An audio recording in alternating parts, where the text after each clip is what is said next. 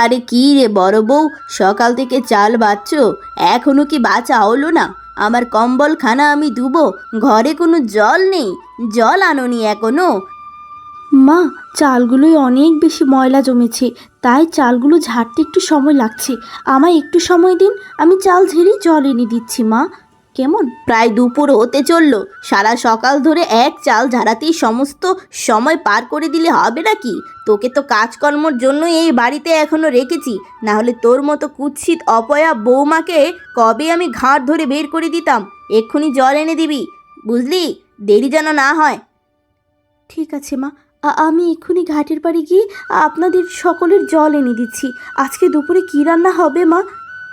বড় মাছের মাথা দিয়ে মুড়ি ঘন্ট বানাবি আমাদের জন্য, আর তুই গত রাতের বাসি পান্তা ভাত আর শাক দিয়ে খেয়ে নিবি। এবার জলদি জল নিয়ে আয়, দেরি যেন না হয়।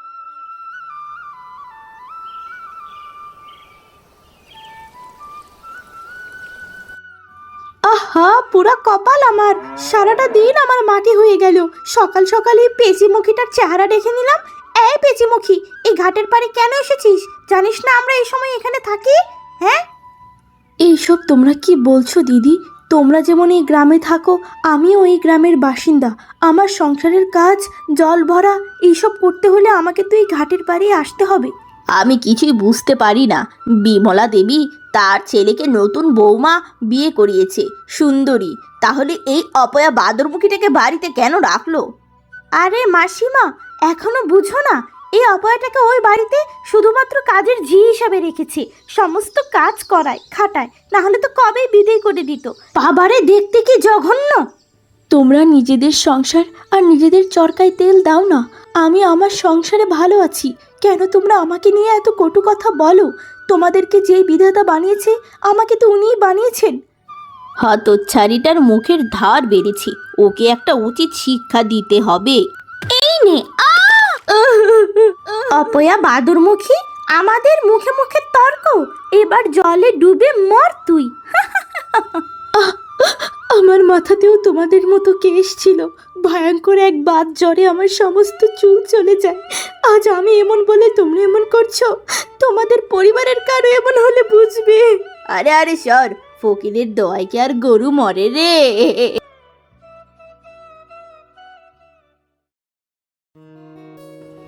সেই কখন কলের পানি চলে গিয়েছে, আমাকে চান করার জন্য একটু জলও কেউ এনে দিচ্ছে না।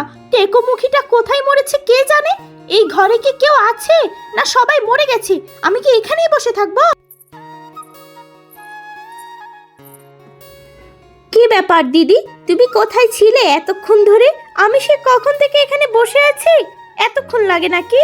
হ্যাঁ, এই সময় ঘাটের পাড়ে অনেক ভিড় থাকে তো ছোট, তাই দেরি হচ্ছিল। এই যে তোর চান করার জল আমি নিয়ে এসেছি।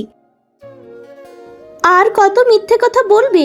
বাহিরে গিয়ে আড্ডা দাও, সেই জন্যই দেরি হয়, বুঝলে? আমার মিথ্যে কথা বলার কোনো ইচ্ছে নেই ছোট। এই যে আমি জলটা এখানে রাখলাম, তুই চান করে নে। আমায় এখন অনেক কাজ করতে হবে। কিসের কাজ? সবার আগে তুমি আমার মাথা পরিষ্কার করে দেবে। আমার মাথা ময়লা হয়ে গেছে, এরপর সব কাজ করবে। এরপর বড় বউ ছোট বউয়ের মাথা পরিষ্কার করে দেয়। কি ব্যাপার বড় বউ, তোমায় তো মাছের মাথা দিয়ে মুড়ি ঘন্ট রাঁধতে বলেছিলাম, এখানে তো শুধু শাক পাতা দেখতে পাচ্ছি, সেটি কোথায়? মা, আজকে সকাল থেকে অনেকগুলো কাজ করার কারণে মুড়িঘণ্ট রান্না করার সময় পাইনি, তাই শুধু এটুক রান্না করেছি। আপাতত খেয়ে নিন কষ্ট করে, আমি রাতে রেঁধে দেব। সকাল থেকে কয়টা কাজ করেছো তুমি শুনি? সারাদিন শুধু ফাঁকিবাজি করো। আমরা বসে থাকি তো মা, তাই সহ্য করতে পারে না, তাই আমাদের শিক্ষা দেবার জন্যই এই কাজ করেছে, ইচ্ছে করে রাঁধেনি। তোকে তো এই বাড়িতে কাজকর্ম করার জন্যই রেখেছি, তোর মতো অপয়ামুখীর জন্য সমাজের কাছে আমাদের কত অপমানিত হতে হয়, আর তুই কিনা আমাদেরকে শিক্ষা দেবার চিন্তা করিস? বেরিয়ে যা এই বাড়ি থেকে, বেরিয়ে যা পেঁচিমুখী, বাদরমুখী। আমার ছেলেটা কি বুঝে যে এই হতচ্ছাড়িকে বিয়ে করেছিল কে জানে। বেরিয়ে যা। মা, মা, আমার ভুল হয়ে গেছে। আমি এক্ষুনি গিয়ে মুড়িঘণ্ট রেঁধে দিচ্ছি। আমাকে বাড়ি থেকে তাড়িয়ে দেবেন না। আপনারা ছাড়া, এই বাড়ি ছাড়া এই জগতে তো আমার যাওয়ার কোনো জায়গা নেই। আমায় তাড়িয়ে দেবেন না। এই বাড়িতে থাকতে হলে এরপর থেকে আমরা যেভাবে বলবো সেভাবেই সব কিছু করবে, না হলে তোমার খবর আছে।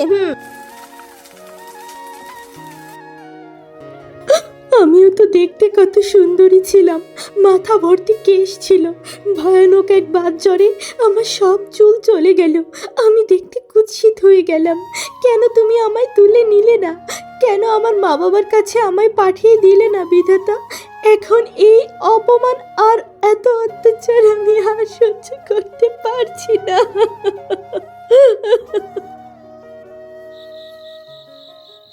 সুন্দরী, তুমি আমার জীবনে আসার পর থেকে আমার ব্যবসায় ভীষণ উন্নতি দেখা দিয়েছে।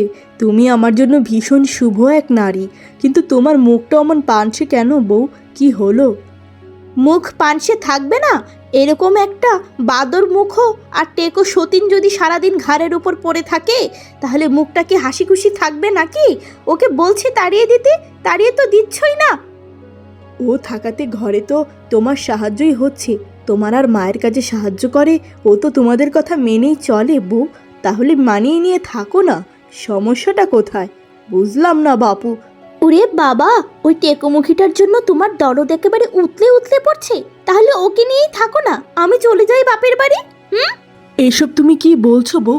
আমি তো তোমায় ভালোবাসি, তাই তো তোমার কথা ভেবেই ওকে এই বাড়িতে রেখেছি। ও এই বাড়ির সমস্ত কাজকর্ম করে দেয়, ও তো এই বাড়ির সামান্য একটা কাজের মেয়ে। তুমি তো আমার রাজরানী, বড় বউকে দেখলে আমার ঘেন্না লাগে।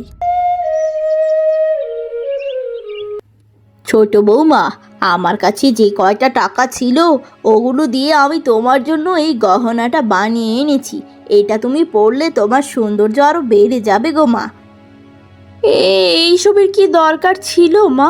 এত চিকন গহনা দিয়েছেন, এত চিকন গহনা তো আমার গলায় পরলে ভাসবেই না। কি দরকার ছিল এসবের বলুন তো মা? হ্যাঁ বৌমা, আমার কাছে যেটুক টাকা ছিল সেটা দিয়ে এটাই হয়েছে। পরের বছরে উত্তর পাড়ের জমিটা বিক্রি করে তোমায় মোটা গহনা দিব মা।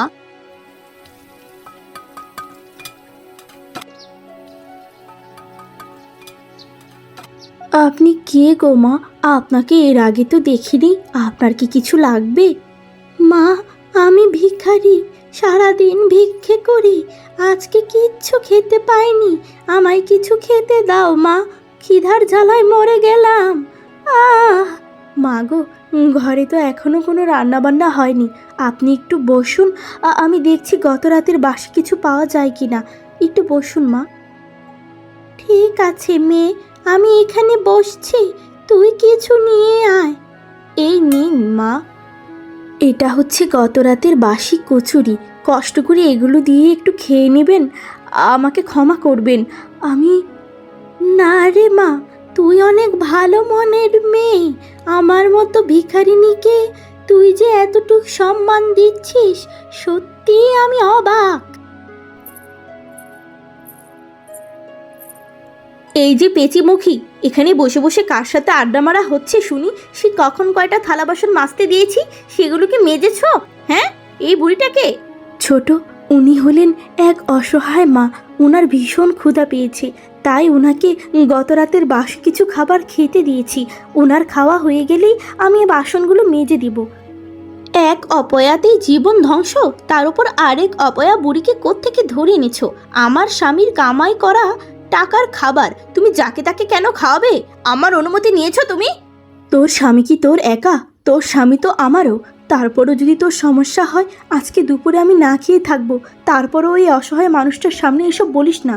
না ভালো মেয়ে, আমার জন্য তোর না খেয়ে কাটাতে হবে না। তোর মন যেমন নরম, ঈশ্বর তোর জীবনটাও ঠিক এভাবেই সহজ করে দিবে। আর তোর সতীনের মন যেমন কঠিন, ঈশ্বর তার জীবনটাও কঠিন করবে। আরে বুড়ি, তুই তো নিজের পেট চালাতে পারিস না, আবার আমায় অভিশাপ দিস?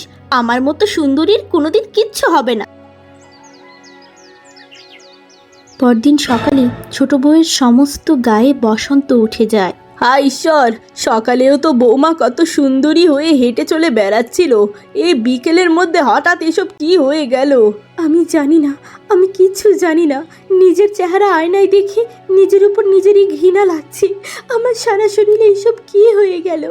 আমি মনে হচ্ছে মরে যাব। এইসব নিয়ে কোনো চিন্তা করিস না ছোট, এইসব সামান্য বসন্ত। আমি নিম পাতা বেটে তোর ক্ষতগুলোই লাগিয়ে দিলেই তুই সুস্থ হয়ে যাবি বোন। ভাবিস না এত, সব ঠিক হয়ে যাবে। হয়েছে অপয়ামুখী, তোর কারণেই আমার সুন্দরী বউটার এই অবস্থা হলো। তুই তো ছোট বৌমার রূপে অনেক ঈর্ষা করতি, তোর নজর লেগেছে রে। আপনি ঠিক কথাই বলেছেন মা। এই পেঁচিমুখিটা সবসময় আমার সৌন্দর্যে হিংসা করে। নিশ্চয়ই ওই আমার খাবারে এমন কিছু মিশিয়ে দিয়েছে যেটা খেয়ে আমার এই অবস্থা হয়ে গেছে। ওকে যদি তোমরা সময় থাকতে বাড়ি থেকে বিদায় না করো, ও কোন দিন যেন আমায় মেরেই ফেলবে। নিজের চেহারা চিনতেই পারছি না। না, এমন অপয়া মেয়েকে এই বাড়িতে আমি আর রাখবো না। মা, এই অপয়া অলক্ষীটাকে এক্ষুনি বাড়ি থেকে ঘাট ধরে বের করে দাও। ওর চেহারা আর দেখতে ইচ্ছা হচ্ছে না। এসব তোমরা কি বলছো? ছোট, আমি তো তোকে ছোট বোনের মতো ভালোবাসি রে। আমি তোর এত বড় ক্ষতি কি করে করব? তোমরা আমার বাড়ি থেকে বের করে দিও না। এই বাড়ি ছাড়া আমি কোথায় যাব?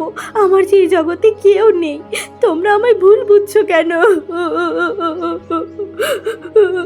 ওরে খোকা, এই হতচ্ছাড়ি এত সহজে আমাদের পিছু ছাড়বে না।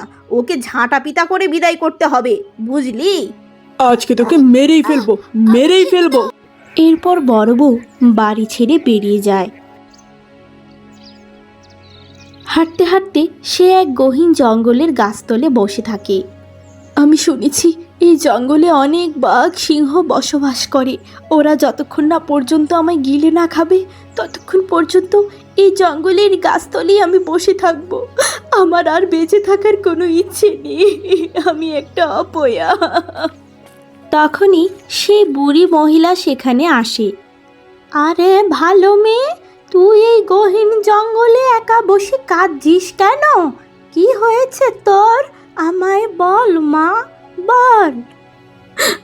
আমার মতো কুৎসিত মেয়েদের জায়গা তো এই জঙ্গলে, কিন্তু তুমি এই জঙ্গলে কি করছো বুড়িমা? বলো আমায়, বলো। আমি কিছু বুঝলাম না। এই জঙ্গলেই তো আমার বাড়ি।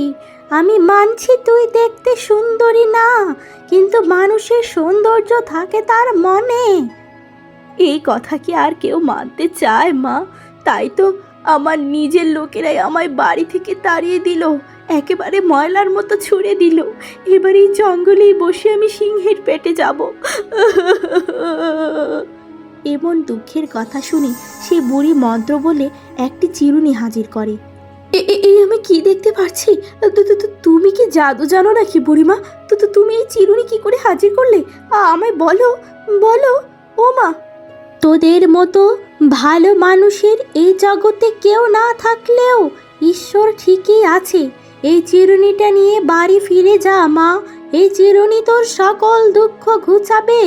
এই জঙ্গলে থাকাটা নিরাপদ নয়। ফিরে যা মা, সাবধানে থাকিস।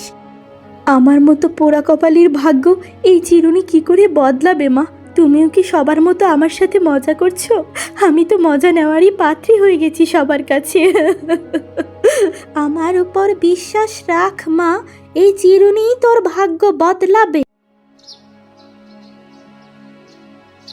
এরপর সেই চিরুনি মাথায় ছোঁয়ানোর সঙ্গে সঙ্গে বড় বউ ভীষণ সুন্দরী হয়ে যায়। আমায় তুই ক্ষমা করে দে বড় বউ, আমি তোর সাথে এতদিন অনেক অন্যায় করেছি। আসলে তুই হলি আমার বংশের আসল লক্ষ্মী। আমি লক্ষ্মীকে ঠুকরে দিয়েছিলাম রে মা। কিন্তু তুমি এতটা সুন্দরী কি করে হলে বড় বউ? এমন সুন্দরী নারী আমি কোনো দিন দেখিনি। জানো ঘটনাটা কি? আমায় বলো তো। এরপর বড় বউ তাদের কাছে সমস্ত ঘটনা খুলে বলতে থাকে। আসলে বড় বৌমার মনটা ভীষণ নরম। বড় বৌমার মনে কোনো জটিলতা নেই, তাই তো ঈশ্বর বড় বৌমাকে এত বড় পুরস্কার দিয়েছে। আর ছোট বউ হলো কুটিলা। তুই বাড়ি ছেড়ে যাওয়ার পর আমি বুঝতে পেরেছি মা, তুই কত ভালো। শয়তান বুড়ি, এখন বড় বউ ছাড়া কিছুই বুঝিস না। সবাই এখন বড় বউয়ের দিকে। ওই চিরুনিটা আমায় হাত করতেই হবে, যে করেই হোক। সেই দিন রাত্রেবেলা ছোট বউ বড় বউয়ের সেই জাদুর চিরুনি চুরি করে আনে এবং সঙ্গে সঙ্গে তার সমস্ত বসন্ত ভালো হয়ে যায়। আরে বাহ, একবার মাথার চুল আঁচড়াতেই আমি আগের মতো সুন্দরী হয়ে গিয়েছি। তার মানে আরও কয়েকবার মাথার চুলে আঁচড়ালে এই জাদুর চিরুনি আমায় সবচেয়ে সুন্দরী করে দিবে। তখন বড় বউকে ঘাড়ে ধরে আবার বের করে দিব। এই কথা বলে আবার সেই চিরুনি মাথায় ছোঁয়ানোর সঙ্গে সঙ্গে ছোট বউ দেখতে কুৎসিত হয়ে যায়। দিদি দেখো, তোমার ওই জাদুর চিরুনি আমার একই হাল করেছে। ওই চিরুনি তো আমাকে তোমার মতো সুন্দরী বানালো না। তুমি ইচ্ছে করে মিথ্যে কথা বলে আমায় ফাঁদে ফেলেছো। আমি তোকে কিছুই মিথ্যা বলিনি ছোট। তুই লোভ আর সৌন্দর্যের অহংকারে অন্ধ হয়ে গিয়েছিলিস। তোর পাপের ফল তুই পেয়ে গেছিস। আমার আর কিছুই করার নেই। তুই এবার যা এখান থেকে। পাপের ফল তো তুমি পাবে। তুমি আমার সাথে ছলনা করে আজকে আমার সমস্ত সৌন্দর্য কেড়ে নিয়েছো। আমি তো আজীবন সকলের ভালো চেয়ে এসেছি। তুমি পাপী। কে পাপের ফল পেয়েছে আর কে তার সৎকর্মের ফল পেয়েছে সবই আমাদের চোখের সামনেই। এবার তুই এখান থেকে যা। তোর সাথে কথা বলার কোনো ইচ্ছা নেই। তোরা কি খবর পেয়েছিস বিমলা দেবীর যে সুন্দরী ছেলের বউটা ছিল না, সে নাকি দেখতে অনেক কুৎসিত হয়ে গিয়েছে হঠাৎ করে। তাকে দেখলে সবাই ভয় পেয়ে যাচ্ছে। এ কি করে সম্ভব? হ্যাঁ, আর যে ছেলের বউটা দেখতে কুৎসিত ছিল, মাথায় চুল ছিল না, তার নাকি এখন মাথা ভরা চুল। কি হয় ওই বাড়িতে কে জানে। হা বিধাতা, এটা কি করে সম্ভব? ওই বাড়িতে এক এক সময় এক এক ঘটনা ঘটতে থাকে। আমার তো মনে হয় ওদের পুরো পরিবারটাই ভীষণ বড় কোনো ঘাপলা আছে। পুরো পরিবারটাই ভীষণ অশুভ। এভাবে চলতে থাকলে আমাদের জানি কি হয়ে যায়। না না, যে করেই হোক গ্রামের পঞ্চায়েতের কাছে বিচার দিয়ে ওদেরকেই গ্রাম ছাড়া করতে হবে। এভাবে আর হয় না। কে রে হতচ্ছাড়ি, তোকে কে বলেছিল ওই চিরুনি চুরি করে নিজের এমন সর্বনাশ করতে? তোর কারণে গোটা গ্রামে এখন মুখ দেখাতে পারছি না। গ্রামবাসীরা আমাদের তাড়িয়ে দিতে চাইছে। অশুভ।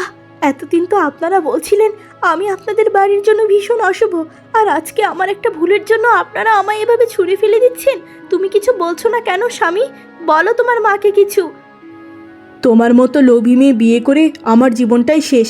আমি আমার প্রথম বউকে নিয়েই সুখে আছি। তুমি এই বাড়ি ছেড়ে বেরিয়ে যাও, এক্ষুনি বেরিয়ে যাও বলছি। আর হ্যাঁ, আমি তোকে কয়েকদিন আগে যেই গহনা দিয়েছি, আমার ছেলে যত দামি পোশাক দিয়েছে সব আমার হাতে জমা দিয়ে এরপর বেরোবি এক কাপড়ে, বুঝেছিস? হা বিধাতা, তোমরা আমাকে এভাবে ছুঁড়ে ফেলে দিচ্ছ। আমার এই রূপ নিয়ে আমি কোথায় যাব? আমাকে তো কেউ কোথাও জায়গা দিবে না। তোমরাই তো আমার সব।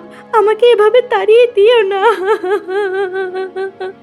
চুপচাপ এই বাড়ি ছেড়ে বেরিয়ে যাও। কোনো দিন তোমার এই অপয়া মুখ আমাদের দেখাবে না। আমি আমার বড় বউকে নিয়ে সুখে শান্তিতে সংসার করতে চাই, বুঝলে? এবার আমি কোথায় যাব? আমাকে তো কেউ জায়গা দিবে না। আমার পাপের ফল আমি পেয়ে গিয়েছি।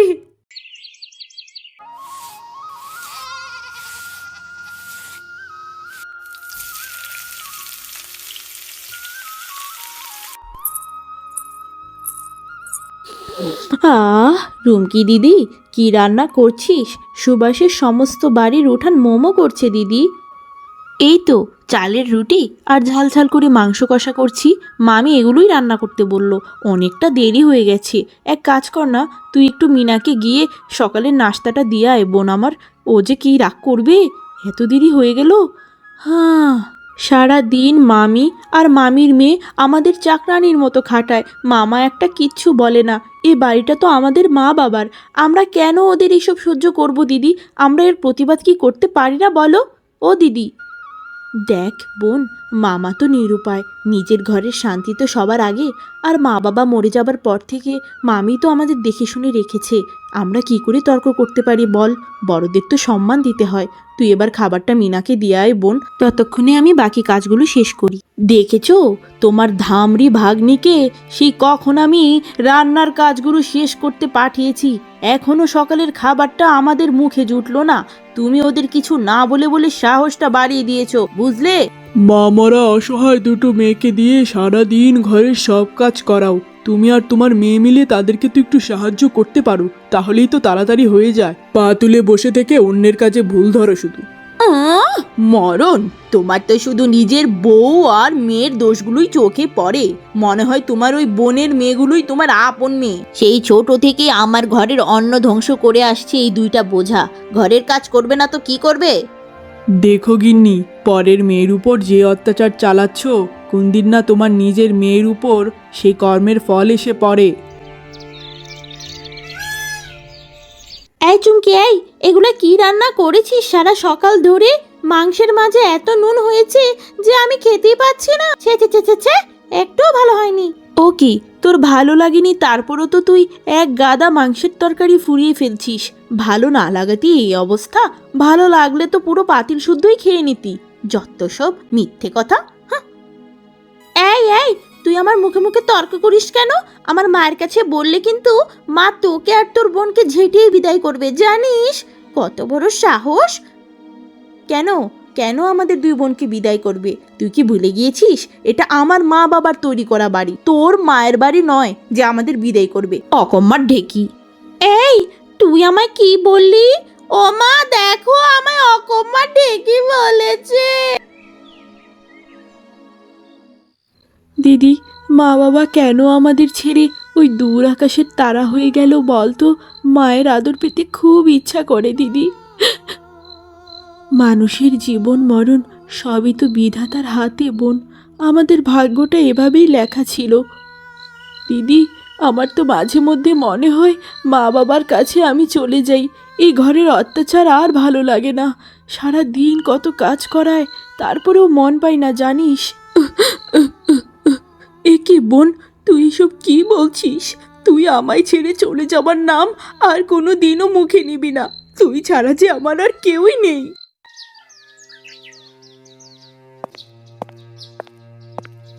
এই যে নবাব নন্দিনীরা, কত বেলা হয়ে গেছে, কোনো কি খোঁজ খবর আছে নাকি? দুইজন সারা রাত গপ্প করে সকাল পর্যন্ত পড়ে পড়ে ঘুমানো, তাই না? এই ওঠ, এখনই ওঠ। তোর বোন উঠছে না কেন রে? মামি, বোনের অনেক জ্বর হয়েছে, গা জ্বরে পুড়ে যাচ্ছে। ও বিশ্রাম করুক, ও আজকে আর কাজ করতে পারবে না।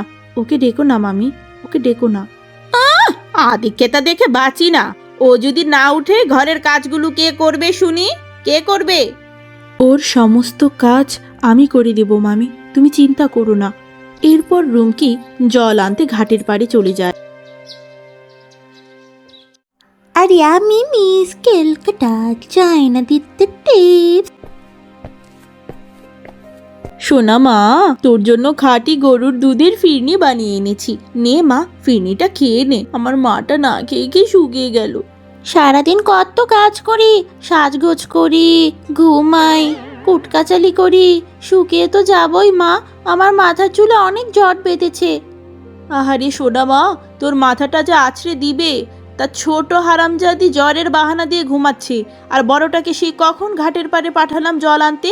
আরে মা, তুমি কি এইটুকুও বুঝো না? বাইরে গিয়ে প্রতিবেশীদের কাছে আমাদের নামে বদনাম রটাচ্ছে, তাই তো এত দেরি হচ্ছে। হ্যাঁ, আমি বুঝি সবই।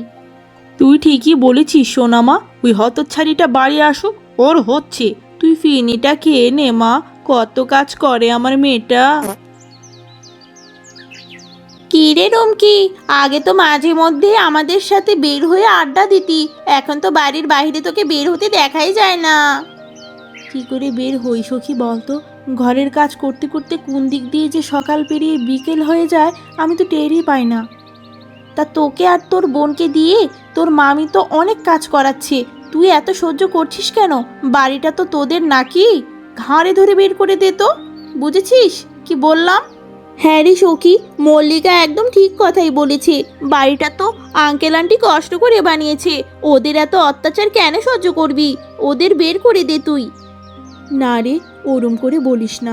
মা বাবা মরে যাবার পর থেকে মামা মামি অনেক কষ্ট করে আমাদের দেখে শুনে রেখেছে, আর আজ তাদের পেটে লাথি মারি কি করে? মামির মন থেকে অনেক নরম। তোরা মামির নামে এসব বললে আমার কষ্ট হয়। এইসব কথা বলে রুমকি বাড়ি ফিরে আসে। কি রে হতচ্ছাড়ি, কোন জায়গায় আমাদের নামে কুটকাচালি করতে গিয়েছিলি যে এত দেরি হলো? না মামি, এইসব কি বলছো? আসলে ঘাটের পাড়ে এই সময় একটু ভিড় থাকে, তাই আর কি। হয়েছে হয়েছে, সবই জানি বুঝি। মা আর আমার নামে সমস্ত এলাকায় তুই আর তোর বোন মিলে বদনাম ছড়াস, বুঝেছিস? না হলে একটা জল ভরতে এত দেরি লাগে নাকি? তুই তো ঘরের একটি কাজও করিস না মিনা, তুই কি করে জানবি যে কোন কাজে কতটুকু সময় লাগে? আমি কোথাও কুটকাচালি করিনি। দেখেছো মা, দেখেছো তোমার সামনে আমাকে কিভাবে অপমান করলো? সারাদিন এভাবেই আমাকে কথা শোনায় ওরা দুই বোন। এই হতচ্ছাড়ি, একে তো বাহিরে গিয়ে আমাদের নামে বদনাম করিস, আর আমার চোখের সামনে আমার সোনামাকে কথা শোনাস। আজকে তোর পিঠের ছাল তুলবো। চিৎকার শুনে চুমকি ছুটে সেখানে চলে আসে।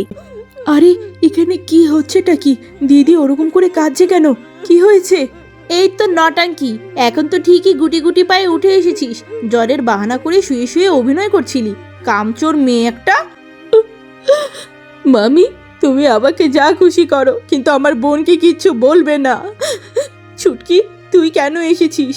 জীবনে কোনো পাপ করেছিলাম, সেটারই শাস্তি আজকে পাচ্ছি। তুই চলে যা বোন, চলে যা। না দিদি, আজকে আমি এখান থেকে চলে যাব না।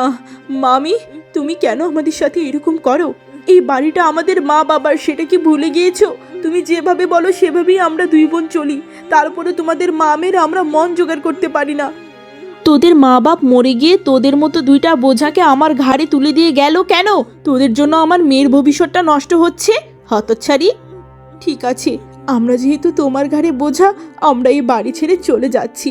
আমার মা বাবার বাড়ি, তোমায় আমি ভিক্ষা দিয়ে গেলাম। তুমি থাকো তোমার মেয়েকে নিয়ে সুখে। হ্যাঁ হ্যাঁ, যা যা। কোথায় যাবি? 2 দিন পর এখানেই ফিরে আসবি, তখন আমরা তোকে লাথি দেব। এরপর তারা দুই বোন বাড়ি ছেড়ে চলে যায়। হাঁটতে হাঁটতে তারা গহীন জঙ্গলে পৌঁছে যায়। হ্যাঁ রে বোন, হাঁটতে হাঁটতে আমরা তো সুন্দরবন জঙ্গলে এসে গিয়েছি। কিন্তু এই জঙ্গলে আমরা কোথায় থাকবো?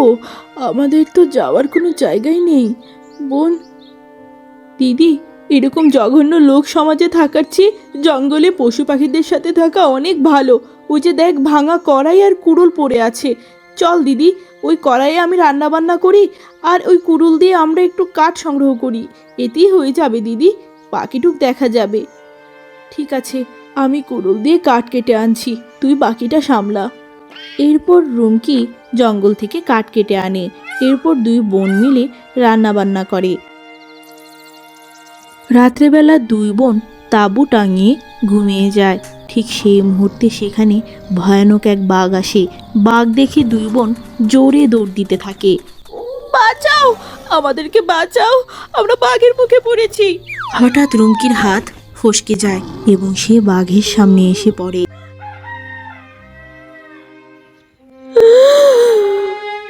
দিদি, দিদি, তুই আমায় ছেড়ে যেতে পারিস না দিদি। হে বিধাতা, তুমি আমার দিদির বদলে আমায় তুলে নাও। তুমি আমার দিদিকে ফিরিয়ে দাও। দিদি, তোকে ছাড়া কিন্তু আমি বাঁচতে পারবো না। তুই ফিরে আয় দিদি, তুই ফিরে আয়। তখনই এক লাল পরী এসে হাজির হয় এবং জাদবার আগের মতো সুস্থ করে দেয়। দিদি, বোন, আমি ফিরে এসেছি। তোমরা দুইজন পাশের জলাশয়ে গিয়ে একবার ডুব দাও। সঙ্গে সঙ্গে দুই বোন পাশের নদীতে গিয়ে একবার ডুব দেওয়ার সঙ্গে সঙ্গে তাদের রূপ বদলে যায়। তোমায় অসংখ্য ধন্যবাদ। তোমার কারণে আমি আমার দিদিকে আবার ফিরে পেয়েছি। তোমার কারণে আমরা এত ভালো পোশাক আর গহনা পরতে পেরেছি। কিন্তু তুমি কে গো? চেনো না জানো না, আমাদের এত উপকার করলে। আমি হলাম এই সুন্দরবন জঙ্গলের একমাত্র পরী মায়াবিনী। তোমাদের চোখের জল দেখে আমার খুব কষ্ট হয়েছে, তাই তোমাদের সুখ দিলাম। তোমরা বাড়ি ফিরে যাও। রুমকি, চুমকি, তোরা ফিরে এসেছিস মা। আমি ভেবেছিলাম তোদের মুখ আর কোনোদিনও দেখতে পাবো না। তোরা কোথায় চলে গেছিলিস মা? আমরা সুন্দরবন জঙ্গলে চলে গেছিলাম মামা। নিজেদের ভুল বুঝতে পেরে আমরা আবার ফিরে এসেছি। তোমার মুখটা অমন দেখাচ্ছে কেন মামা? কি হয়েছে? ও মামা, বলো। মারে, অনেক ধার দেনা জমে গেছে চতুর্দিকে। গ্রামের পঞ্চায়েত ধার শোধ করতে না পারায় আমায় বলেছে কাল সকালে এ বাড়ি দখল করবে। শেষমেশ তোদের মা বাপের শেষ চিহ্নটা মনে হয় আমি আর বাঁচাতে পারবো না। এ বাড়িটা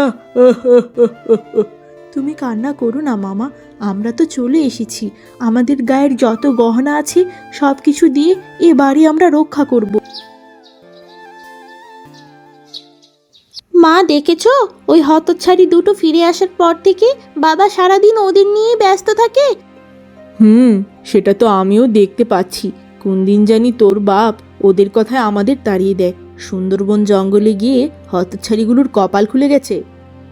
মা, আমরা মা বেটি মিলে ওই জঙ্গলে গিয়ে ওদের মতো সোনাদানা হাতিয়ে নিয়ে আসতে পারি না মা?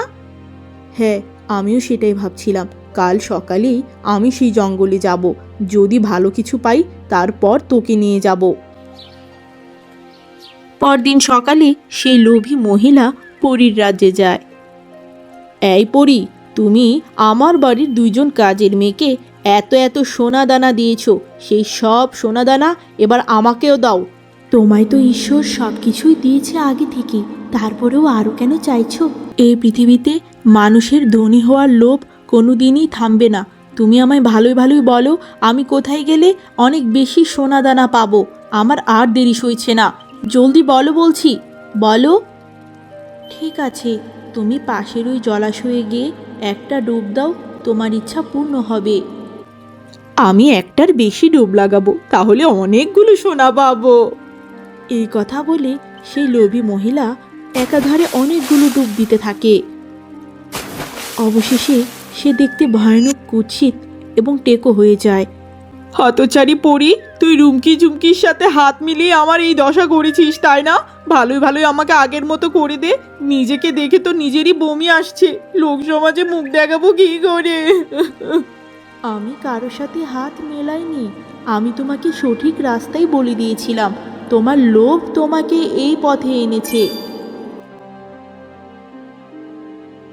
এ মা, তুমি কি আমার সত্যি সেই সুন্দরী মা? তোমাকে দেখে তো আমি চিনতেই পারছি না। তোমাকে দেখে তো আমার ভীষণ ভয় লাগছে। আস্তে করে কথা বল, কেউ শুনলে আমার মান ইজ্জত কিচ্ছু থাকবে না। ওই হতচ্ছাড়ি পরী আমার এই দশা করে দিল রে, হা বিধাতা। এ কি বলছো মা? তাহলে কি হবে? তুমি এরকম জঘন্য রূপ লোকের সামনে কি করে দেখাবে মা? বলো, তোমার এই রূপের জন্য তো আমারও বিয়ে হবে না। তুই যাবি, গিয়ে সোনা দানা আর আমার ঠিক হওয়ার ওষুধ নিয়ে আসবি। এরপর মিনা পরীর রাজ্যে যেতে থাকে। এই দুষ্ট পরী, তুমি আমার মাকে ঠিক করার ওষুধ বলে দাও এবং সেই জলাশয় দেখিয়ে দাও। সেই জলাশয়ে গিয়ে আমি আরো অনেক সুন্দরী হব, গহনা নিব। ভালোই ভালোই বলছি। তুমিও তোমার মায়ের মতোই লোভী। লোভ করলে তোমার মায়ের মতোই অবস্থা হবে তোমার। চলে যাও এখান থেকে, লোভের ফল ভালো নয়, চলে যাও। তবে রে, সোজা আঙুলে ঘি না উঠলে আঙুল বাঁকাতে হয়। তুই আমার কথা না শুনলে তোর পাখাগুলো ছিঁড়ে তোকে এখানেই মেরে ফেলে দিব। সঙ্গে সঙ্গে সেই পরী রেগে আগুন হয়ে যায় এবং মিনাকে জলজন্ত ছাগলে পরিণত করে দেয়। রুমকি, চুমকি, আমরা তোদের সাথে অনেক অন্যায় করেছি মা। সে অন্যায়ের শাস্তি বিধাতা আমাদের দিয়ে দিয়েছে। এবার তুই ওই পরীকে বলে আমাদের আগের মতো করে দে মা। দয়া কর মা, দয়া কর। মামি, তুমি যদি তোমার মেয়েকে ভালো শিক্ষায় শিক্ষিত করতে, তাহলে আজকে তোমার মেয়ের কপালটা এভাবে পুড়তো না। এর জন্য তুমিই দায়ী। মারে, তুই এভাবে আমাকে বলিস না। আমার কথা না হয় বাদ দে, তোদের বোনটার দিকে তাকা। ওর তো সামনে বিয়ে ঠিক হয়ে আছিল। মারে, ওকে ঠিক করে দে মা। আমাদের হাতে আর কিছুই নেই মামি। তোমার পাপের ঘোড়া পূর্ণ হয়েছে। এবার তোমায় তোমার পাপের শাস্তি অবশ্যই ভোগ করতে হবে।